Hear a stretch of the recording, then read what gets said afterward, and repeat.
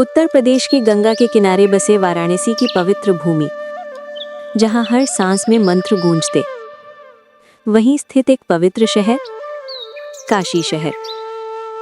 1398 ईस्वी के आसपास कुछ ऐसा हुआ जिसे देखकर लोग हैरान रह गए।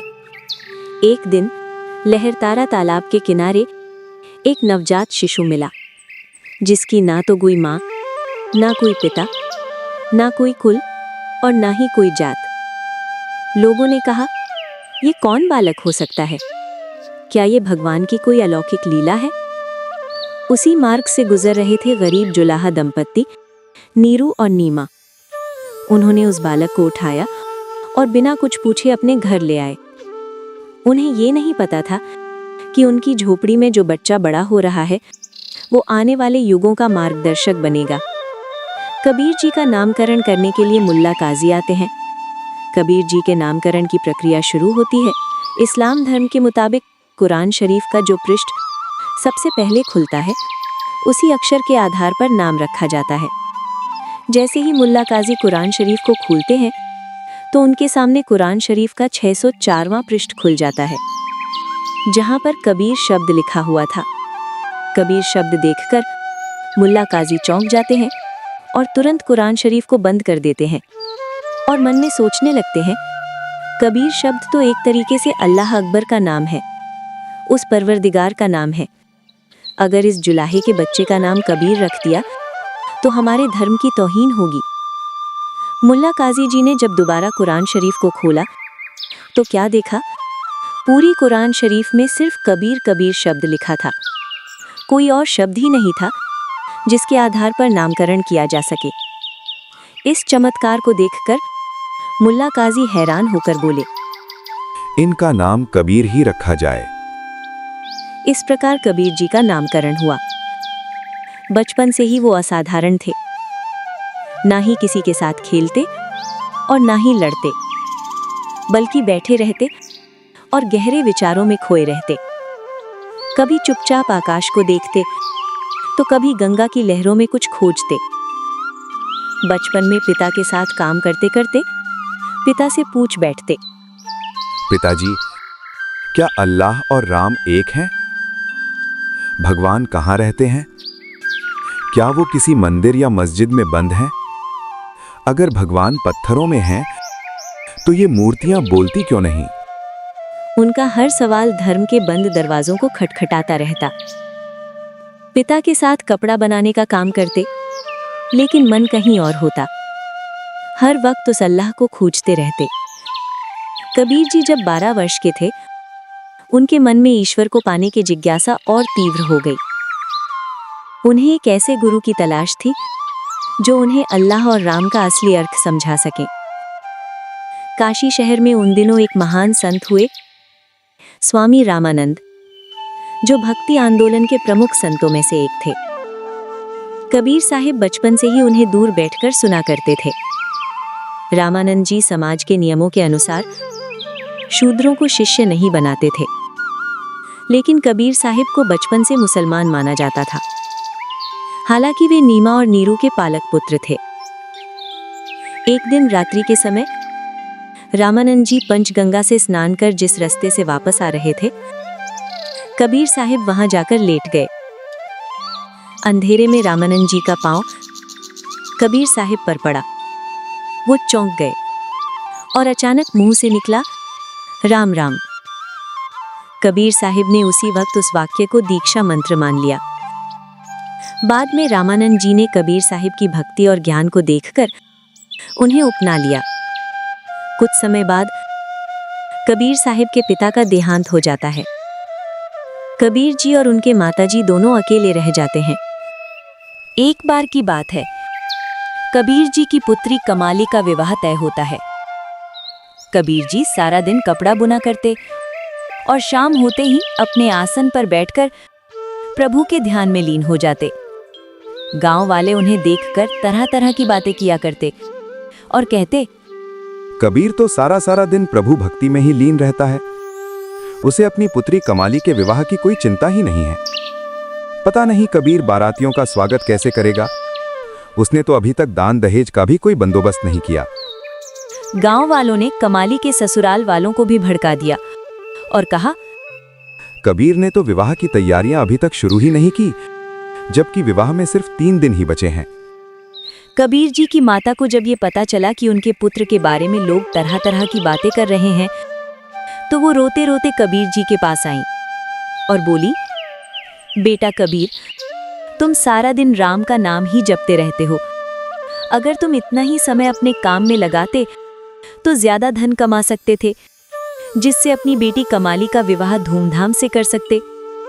कबीर जी बोले, माँ, मैं सारा दिन काम ही तो करता हूँ और जो समय मिलता है उसे प्रभु भक्ति में लगा देता हूँ। तब माता जी ने कहा, बेटा, तू सिर्फ काम में मन लगाया कर, ताकि कमाली के विवाह के लिए कुछ पैसों का इंतजाम हो सके। कबीर जी ने कहा, हर वक्त काम ही करता रहूं और निरंकार परमेश्वर को भूल जाऊं, ऐसा नहीं हो पाएगा। मैं जिस प्रभु का गुणगान करता हूं, जिसका सिमरन करता हूं, क्या उसे मेरे बच्चों की कोई चिंता नहीं है? माता जी बोले, हे कबीर, जब भी मैं तुझे ज्यादा काम करने को कहती हूँ, तू हमेशा यही कह देता है, मेरा प्रभु सारे काम करे देगा। भला ऐसा भी होता है कि प्रभु खुद किसी के घर जाकर उसके घर का सारा काम करे? कबीर जी बोले, माताजी, सब भगवान पर छोड़ दो, उसे सबकी चिंता है। तब माता ने कबीर जी को कहा, कमाली के विवाह को सिर्फ 3 दिन ही बचे हैं, ना तो घर में पैसे हैं और ना ही पहनने को अच्छे कपड़े। इतना सब कुछ कहाँ से लाएगा तेरा भगवान?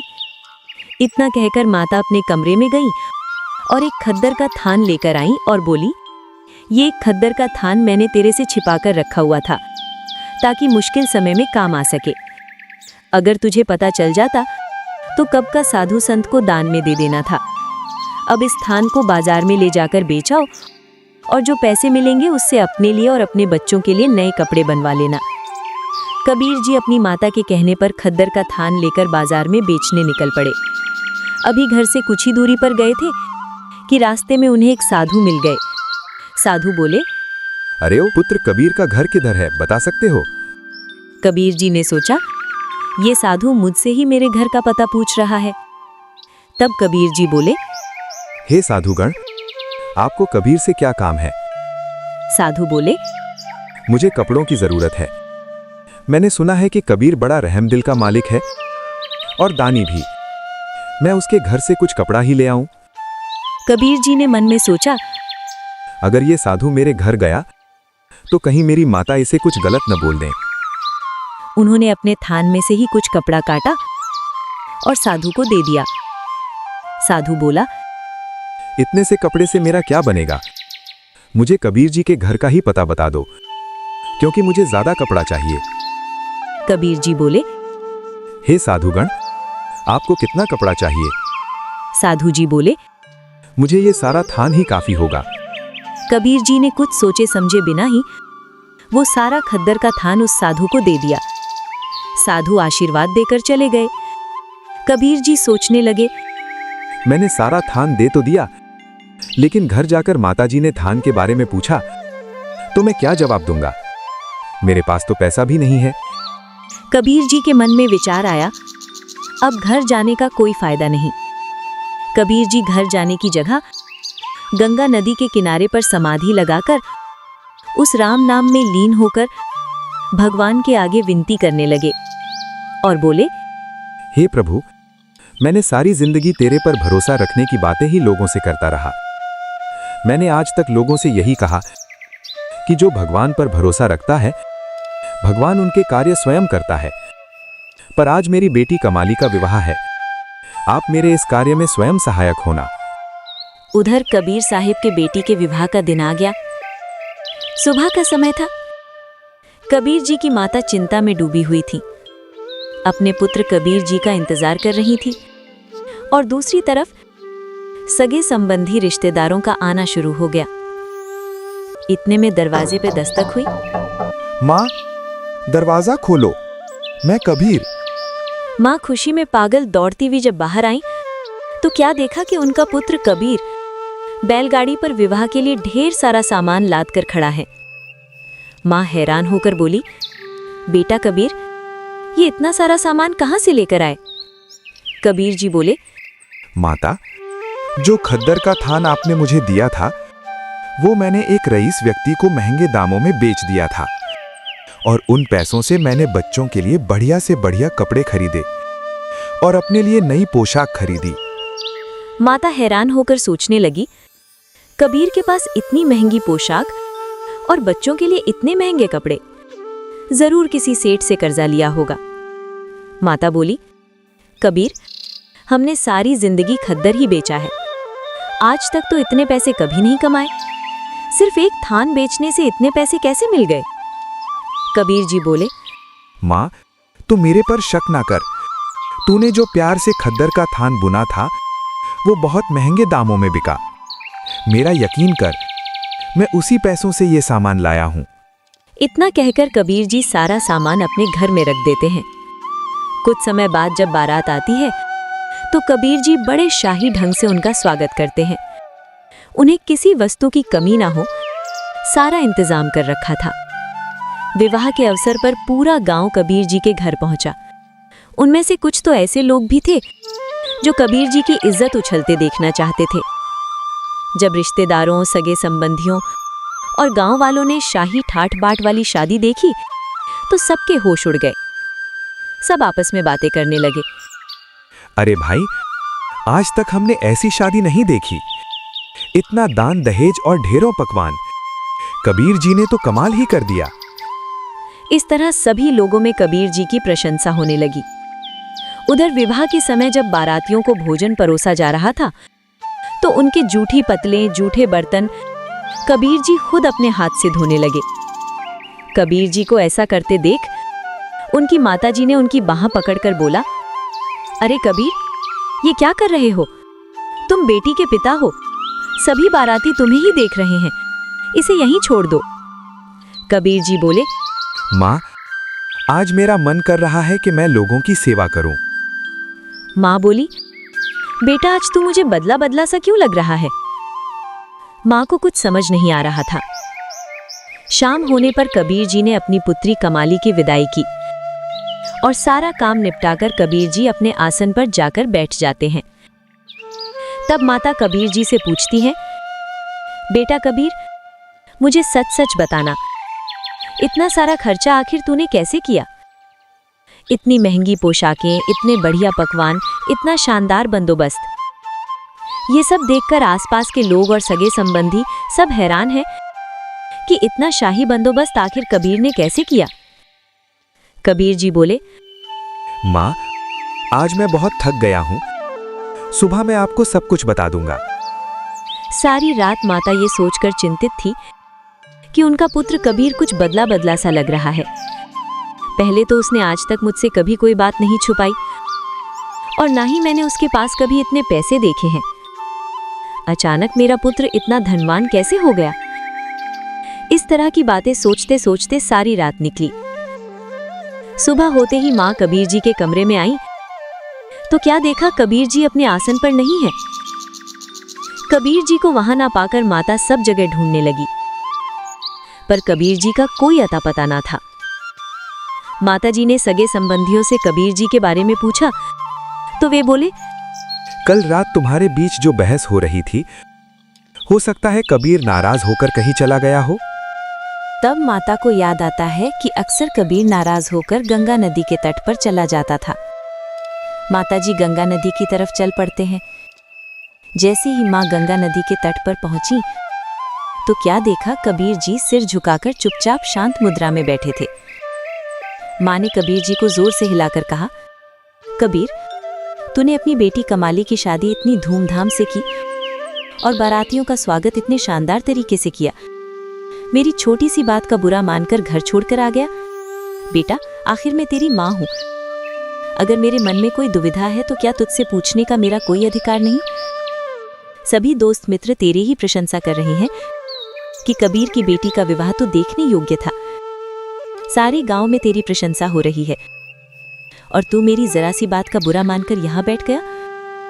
माँ की ऐसी बातें सुनकर कबीर जी हैरान हो गए और एकदम उठ खड़े हो गए और पूछने लगे।